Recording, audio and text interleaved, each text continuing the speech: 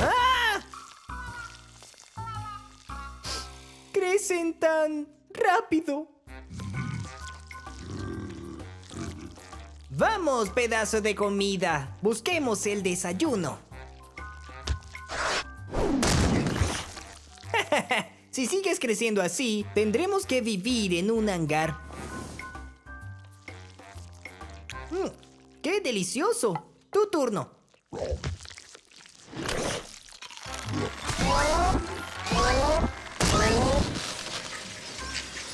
Gomi, detesto decir esto, pero creo que tu hijo debe irse. Sí, antes de que derribe el lugar. Pero, ¿a dónde irá? ¡A la basura! Buena idea, Harry. Es como una casa de retiro o un parque de diversiones para gigantes obras monstruosas.